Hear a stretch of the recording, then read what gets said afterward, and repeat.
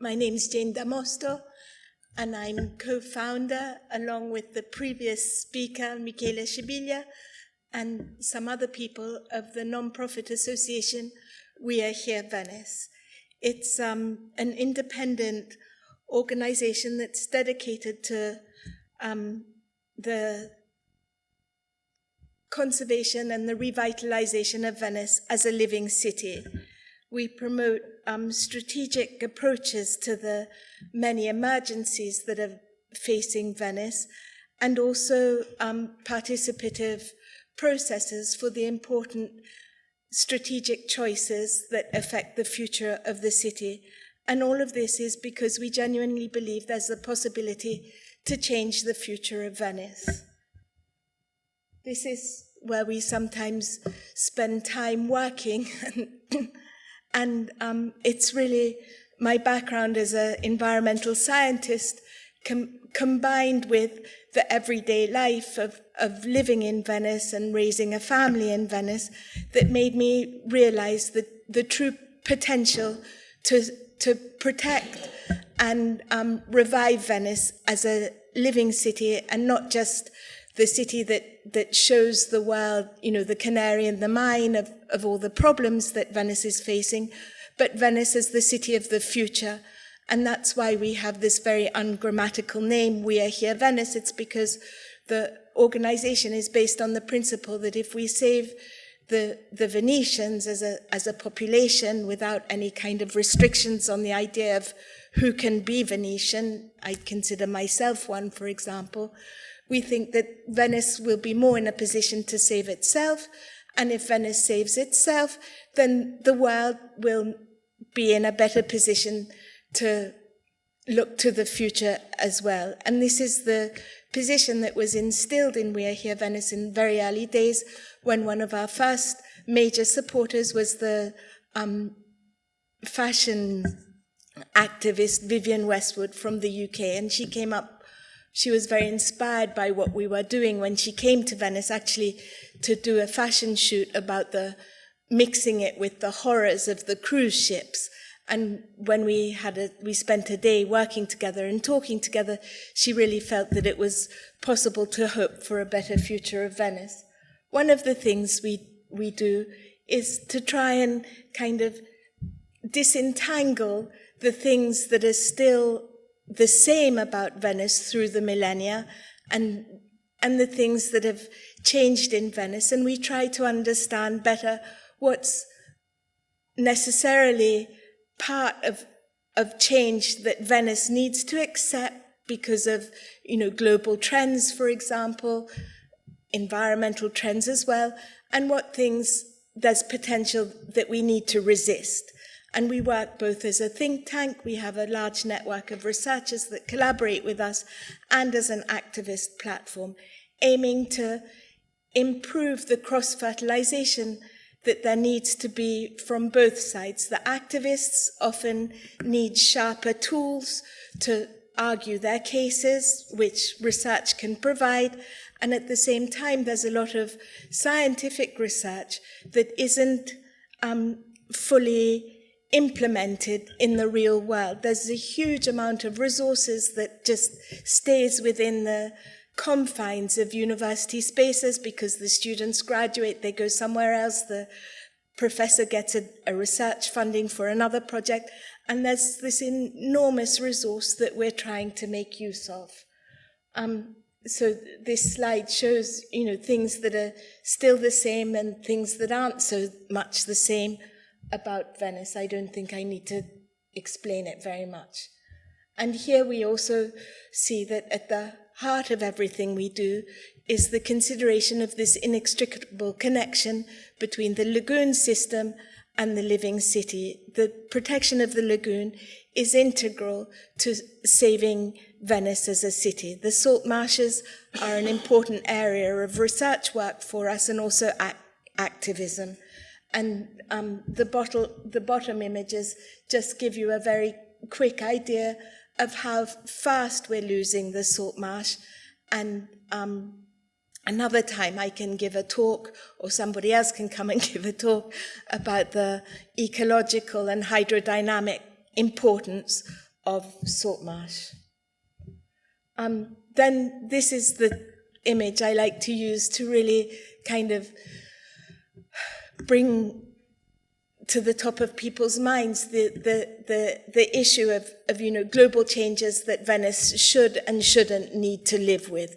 Because here we can see the residents of Via Garibaldi trying to carry on with their normal lives while something completely abnormal is happening. And it has been happening for years and years, and Venice is stuck in this paradox of not being able to free itself from what I call literally a curse of the cruise ships. And this brings us on to one of the campaigns we did. It's kind of the opposite of digital. we did a flag invasion of the Grand Canal when it was proposed that to remove cruise ships from the heart of Venice, they were going to dredge another canal in a different area of the lagoon. But it would have been a case of something, the remedy being worse than the illness. It really would have been devastating for the lagoon system to have another channel dredged. And in order to bring home this point, in a very few days, we managed to distribute over 50 flags along the Grand Canal on the occasion of the Regata Storica, which is one of the most important events in the Venetian calendar, and it also gets broadcast on national TV. And I can use this moment to thank Michaela, who in about 5 minutes designed the flag for us before we really knew that it was going to be possible. And a professor of Italian at Ca' Foscari, in the space of 30 seconds, told me that it was all right to have the capital L for the Laguna. And one of our supporters kind of bankrolled the production of the flags, and we managed to get this done in 3 days, between when I woke up with the idea in my head and when we had to get the flags produced and distributed in time for the regatta later that week, done completely without any kind of digital help, except perhaps the organizing the design of the flag and its printing. But everything else was done totally analogically, running around the city. And it was a really successful intervention, because it wasn't the typical kind of activist protesting saying no more dredging. It was replanting a cardinal point in everybody's head that, even once the idea of dredging was taken out of the policymakers' mindset, that whatever other solutions they came up with for the cruise ships, it would take account of this inextricable connection between Venice and the lagoon. We've carried on with following that,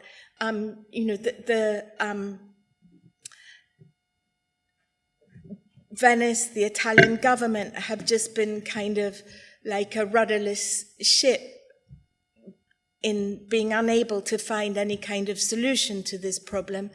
And our contribution has been patiently, over the past 2 years, we've been regularly producing these posters that are put up all around the city as part of the municipal bill posting service. And every single poster, this is just a selection of them, comes from the academic literature or important institutional reports, and it's just our attempt to anchor the debate in what the future possibilities could be for the cruise ship question. Here you can see the posters in there, in situ, for example, and we haven't stopped there. From the success of the poster campaign, we then went on to contact all the curators of the Architecture Biennale last year, 2018, and over 20 pavilions agreed to distribute the posters in the form of stickers in their press packs. And this was a double-edged strategy. Not only was it a way of the national pavilions showing their support for the resistance against the cruise ships in Venice, but it was also a chance for the national pavilions to bring home the importance of evidence-based policy making in their own countries. And this is an example of the idea that, Venice for the Venetians, Venice for the world. By focusing on these issues, it can also be relevant to other places. The image on the right is another project that we did, actually some artists did with support from We Are Here Venice in this year's Biennale, and they took some data that We Are Here Venice had processed, and they turned it into these posters where the color coding comes from a special algorithm that takes the numbers and turns them into shades of the different colors. And they use this to kind of help people appreciate these important messages that the Venice Lagoon is a carbon sink. The capacity of the lagoon to absorb CO2 has fallen by 5/6. This is another example of how we untangle the things that we're working on into kind of different areas of activity, and our work against the resistance against the cruise ships took us to realizing that there were some serious gaps in the air quality monitoring in order to better understand the various emission sources. It's not just cruise ships that are responsible for poor air quality in Venice, but there's all other emission sources. And as we have a kind of solutions-based activism, we've then translated that into working with businesses that produce renewable energy to see the ultimate potential to change the way water transport works in Venice.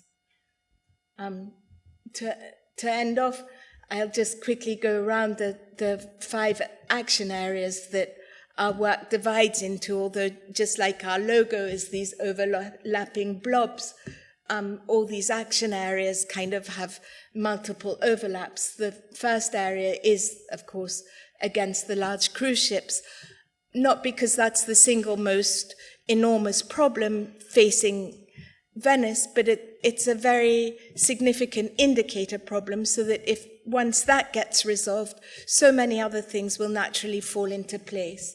The other action area, number 2, which is called water levels, that includes some exhibitions we've done in Piazza San Marco and other things.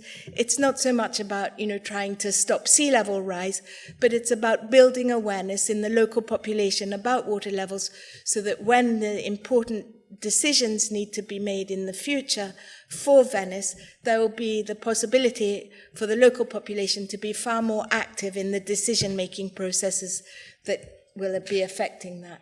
We have an area called governance, which it comes from all the issues that we look at, often, kind of probably always. It comes to some fundamental problems in the way Venice is governed.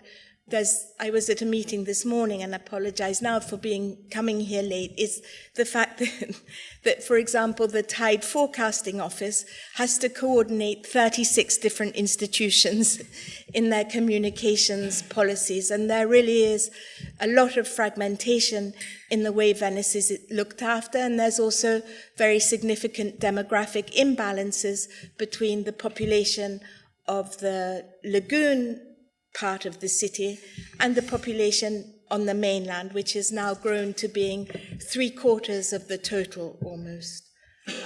We have an action area 4 is a really tricky but fertile area of work. It's called Finding a Language of Value. That it comes from my experience in the 1990s when I was working on sustainable development when it first became a kind of political theme, and there was a lot of work went into developing indicators for sustainable development, and we just don't have that kind of robust methodology to understand the changes at an urban level, and we're trying to work on that. And obviously there's outreach where everything else goes. All that we do is kind of this wheel that goes round clockwise and anti-clockwise between research, change, and action. So nothing is done purely for the purpose of research. So everything has to result in some kind of change. to do that, there's different kinds of actions, whether it's stickers or organizing a meeting or putting some people together who wouldn't otherwise talk to each other. And in doing that, it's also a process of research to see how it works and how better to lead to change. Last but not least, we're part of ASVIS, which is the Italian network for promotion of the UN 2030 Sustainable Development Goals. And this is also an important framework for contextualizing all the different things that we do.